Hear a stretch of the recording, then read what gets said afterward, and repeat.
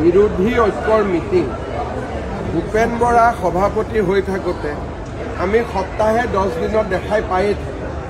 Lily হোটেলত লগ পায় আৰু লিলি হোটেলত চাহ জলপান খায়, নিজৰ ভিতৰতে কথা পাতে, আকৌ ওলাই আহি নিজৰ ভিতৰতে কাজিয়া পেচাল। গতিকে এইটো টিভি চিৰিয়েল আমি যোৱা 4.5 বছৰ দেখিছোঁ।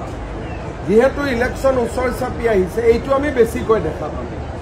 লিলি হোটেলত আহিব, যাব, চাহ খাব, গালি দিব, আকৌ খাবতা-খাবতি কৰিব।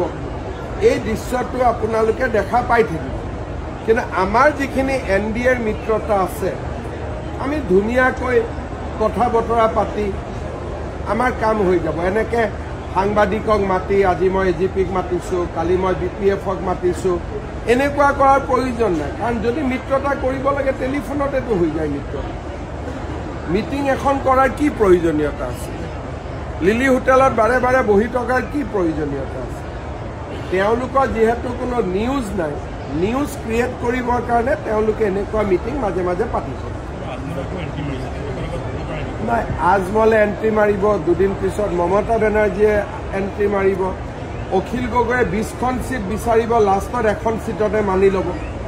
লুৰিণজ্যোতি গগৈয়ে 15খন চিট মাঙিব, লাষ্টত 3টা চিটত মানি ল'ব। মই চিটকেইটাৰ নামো কৈ দিব পাৰোঁ আগতীয়াকৈ। এতিয়া মাঙিব 14টা, কিন্তু মানি ল'ব 3টা।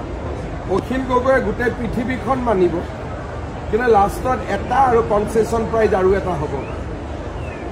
গতিকে তেওঁলোকৰহে আসনখিনি মই আজিয়ে ভগা বতৰা কৰি দিব পাৰোঁ।